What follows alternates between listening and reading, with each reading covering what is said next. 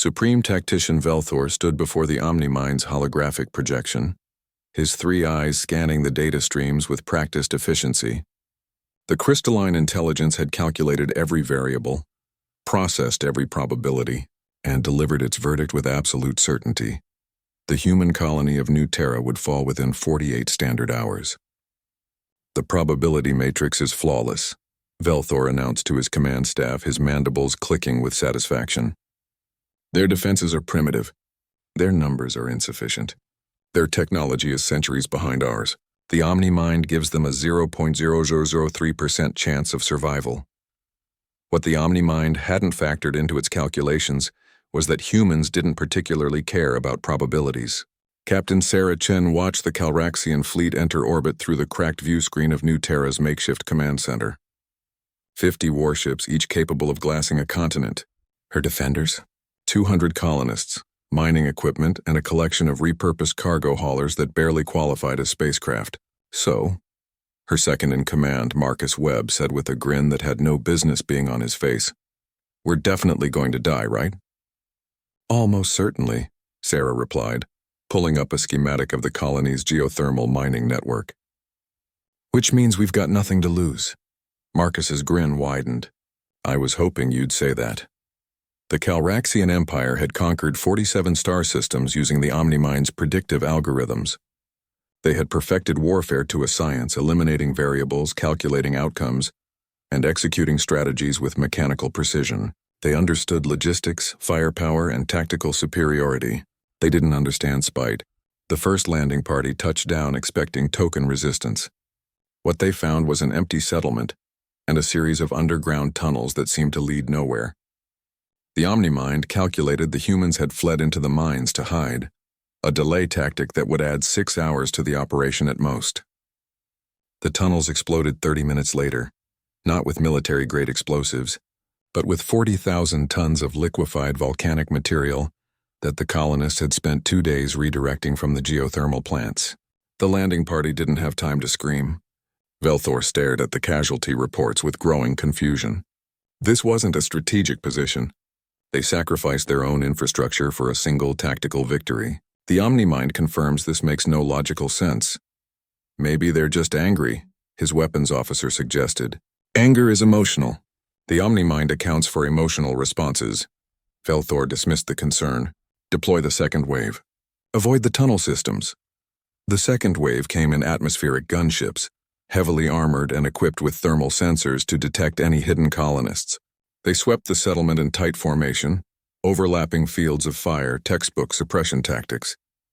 The humans had buried themselves in the frozen lake 2 kilometers north, breathing through improvised rebreather rigs cobbled together from mining suits. When the gunships passed overhead, Marcus Webb triggered the electromagnetic pulse they'd built from the colony's entire power grid, a one-shot weapon that drained every battery and fried every circuit in the settlement.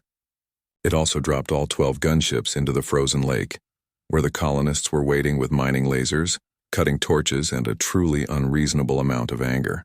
"They're destroying themselves to hurt us," Velthor said, watching his tactical display with mounting alarm.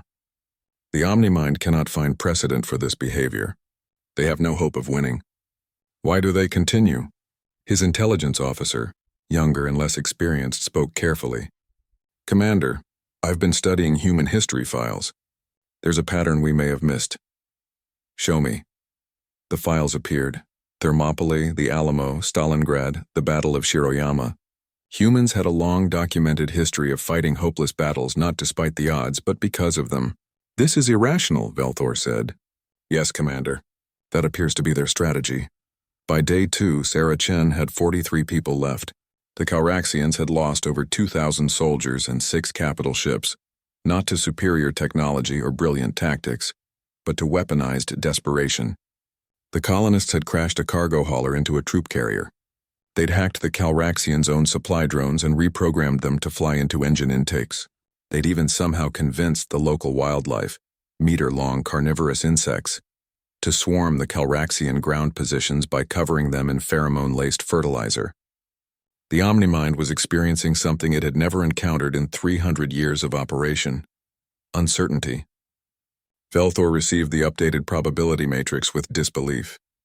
The humans' chance of survival had increased to 0.3%. More impossibly, the Calraxian fleet's probability of complete victory had dropped to 67%. How? He demanded. They have no functional weapons, no infrastructure, no hope. How are the probabilities shifting in their favor? The OmniMind provided an answer. Unpredictable variable designated human factor exceeds calculation parameters. Enemy displays non-logical decision matrices prioritizing damage dealt over survival probability. Recommend immediate withdrawal. Withdrawal? From 200 primitives? Velthor's pride warred with his survival instinct. We have 43 ships remaining. We have orbital superiority. Deploy everything. End this. Sarah Chen sat in the ruins of what used to be the colony school, jury-rigging one last surprise from the settlement's nuclear reactor.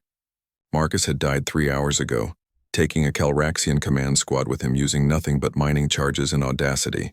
She had 19 people left, all of them injured, all of them exhausted, all of them ready to make the Calraxians pay for every meter of scorched earth. She triggered the reactor overload and sent a single message to the Calraxian flagship. You want this planet? Come and take it. In orbit, Velthor watched the readings spike.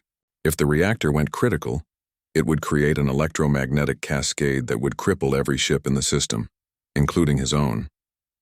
The humans were threatening mutually assured destruction. For a colony that was already lost, the OmniMind recalculated. Victory probability 43%. Acceptable losses 0 ships remaining. Time to subjugate remaining resistance. Impossible to calculate. For the first time in Calraxian military history, Velthor gave an order that contradicted the OmniMind's initial assessment. Withdraw. Mark this system as hostile and quarantine it. As the Calraxian fleet jumped to hyperspace, Sarah Chen collapsed in the rubble, laughing through tears of exhaustion. They hadn't won, but they hadn't lost either. And sometimes for humans that was enough.